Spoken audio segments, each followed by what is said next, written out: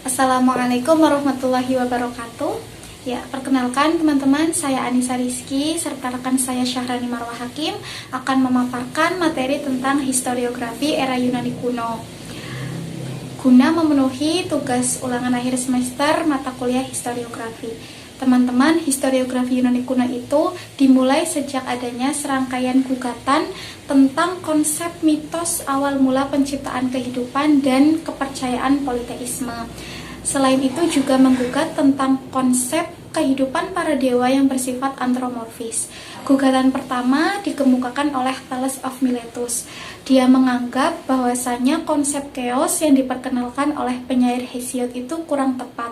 Gugatan ini kemudian diikuti dengan gugatan para filsuf Miletus yang lain seperti Anaximenes, Anaximander, dan Heraklitos. Nah, teman-teman, Heraklitos sendiri merupakan salah satu filsuf sentral atau filsuf yang paling penting selama abad ke-5 sebelum Masehi.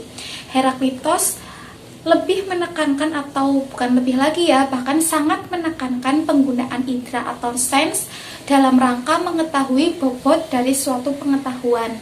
Heraklitos sendiri sering dianggap sebagai orang yang memelopori perdebatan antara ontologis, epistemologis, dan aksiologis. Selain itu juga dia menjadi orang yang mencetuskan teori yang kemudian melahirkan gagasan bahwa kebenaran itu bersifat relatif. Nah, untuk tokoh historiografi sendiri yang akan kami bahas itu ada 5 tokoh. Untuk tokoh pertama historiografi era Yunani kuno yaitu Homerus. Nah, Homerus merupakan salah seorang penyair yang sangat terkenal yang banyak membuat epos dalam bentuk puisi. Nah, karya Homerus yang paling terkenal adalah Iliad dan Odyssey. Nah, Iliad sendiri teman-teman menceritakan tentang perang antara pasukan Yunani dan pasukan Troya. Perang ini dilatar belakangi oleh Paris, putra Raja Troya yang melarikan atau menculik Helen. Helen merupakan permaisuri dari Raja Sparta. Nah, perang Troya ini sendiri sangat terkenal, saking terkenalnya kemudian kita mengenal salah satu strategi dalam perang ini yaitu strategi kuda Troya. Nah, Odyssey sendiri menceritakan tentang perjalanan atau pengembaraan Odysseus setelah jatuhnya kota Troya. Nah, Odysseus sendiri salah satu pahlawan dalam cerita epik Yunani, teman-teman. Nah, kedua karya ini, Iliad dan Odyssey, menceritakan aspek sejarah pada zaman itu, kayak gitu. Tetapi karena dalam kedua karya ini terdapat campur tangan dewa, jadi tidak dapat dikatakan sebagai sejarah. Lebih tepatnya bisa dikatakan sebagai mitos atau legenda. Tokoh kedua dalam historiografi Yunani kuno adalah Herodotus. Nah, Herodotus itu lahir di Halikarnassus pada 484 sebelum Masehi.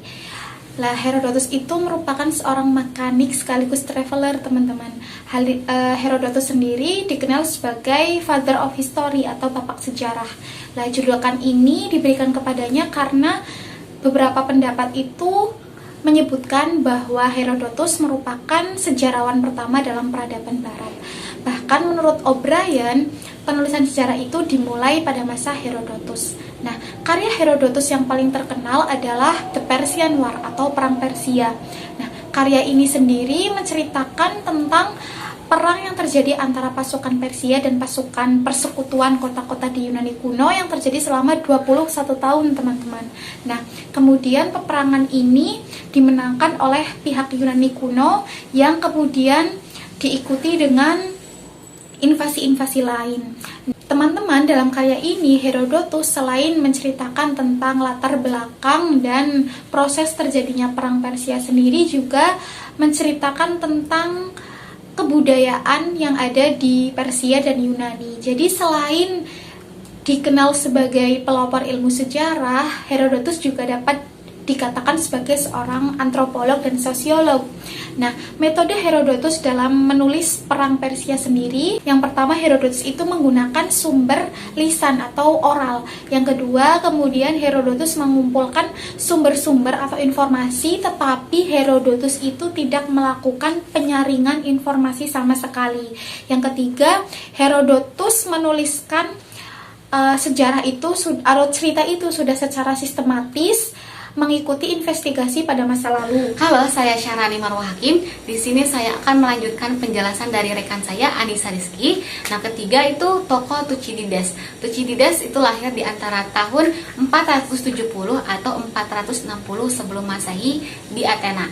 Ia merupakan seorang aristokrat dan jenderal yang ikut berperang dalam perang Peloponnesia. Nah, dalam keterlibatannya ini ia dikenal menjadi seorang eksil dan ia menulis sebuah karya yang terkenal yaitu Peloponnesian War. Nah, perang ini sendiri itu merupakan perang saudara di Yunani antara negara dan kota yaitu Athena dan Sparta. Nah, ini dilatar belakangi oleh orang-orang Sparta yang penolakannya atas ibu kota persekutuan yang ingin pindah dari Pulau Delos ke Athena di wilayah Attica. Dalam karyanya tentang perang Peloponnesia ini sendiri, ia lebih tajam dalam fokus masalah rentang waktu yang sempit dan berdasarkan fakta yang telah diverifikasi dan ketentuan-ketentuannya daripada menggambarkannya dalam tujuan-tujuannya. Nah, dibandingkan dengan Herodotus, Tucídides itu menggunakan sumber yang lebih lengkap dengan menggunakan wawancara di antara kedua belah pihak. Setelah itu, ia juga percaya bahwa sumber sezaman sebagai sejarawan yang sebenarnya karena mencoba mencari sebab-sebab peristiwa sejarah dan mendapatkan ketepatan atau akurasi, berusaha subjektif sebisa mungkin dan mengutamakan kualitas analisis, sehingga Tucídides dikenal sebagai bapak sejarah kritis. Lanjut keempat yaitu Xenophon.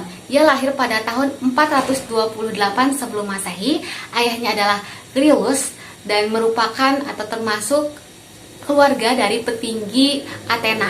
Nah, dia menulis Hellenica yaitu sejarah Yunani di antara di tahun 411 sampai 362 sebelum Masehi.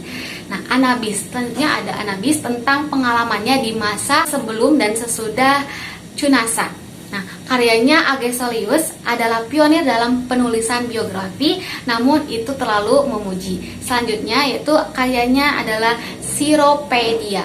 Nah, atau tentang pendidikan di Syro, dan ada konstitusi Lacedaemonia. Nah, tapi dalam penulisan karya-karyanya tersebut, dia tidak bisa disandingkan dengan karya hasil dari Herodotus dan juga Tucídides. Kelima, Polybius, 198 sampai 117 sebelum Masehi.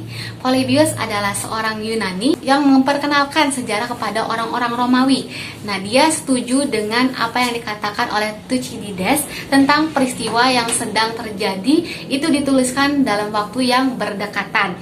Dia juga memperkenalkan nilai-nilai praktis, rancangan kepada rakyat, apa yang harus atau tidak harus dilakukan untuk berperilaku. Menjelaskan tentang konsep politik yang unik dari pemerintahan, yaitu monarki, aritokrasi, demokrasi. Nah, penelitiannya yang sangat merangsang dan produktif menghasilkan salah satu karya yaitu Punic Quartz. Nah, dalam penelitian Polybius, dalam penelitiannya dia terkenal sebagai seorang yang sangat kritis dan tidak pernah memihak, sangat tajam dalam memilih analisis atau ilustrasi dan peristiwa yang penting dan juga berpengaruh. Dia juga sangat memperhatikan ketepatan, objektivitas, dan pragmatis. Tanpa tulisan Polybius tersebut, kita tidak akan pernah tahu apa yang terjadi dalam kehidupan Yunani pada abad kedua dan ketiga sebelum Masehi. Nah, kesimpulannya baik dari Homerus, Herodotus, Tucídides, Xenophon, dan juga Polybius, mereka memiliki karya yang kesamaan. Yang pertama, mereka bercerita tentang sejarah perang kepahlawanan yang memberikan nilai-nilai inspiratif, edukatif kepada para pembaca. Nah, kedua, karya sejarah yang ditulis dalam rentang waktu yang berdekatan dengan peristiwa yang sebenarnya terjadi. Kesamaan nilai-nilai kepahlawanan, kebangsaan menjadi ciri utama dalam penulisan sejarah Yunani dan Romawi kuno.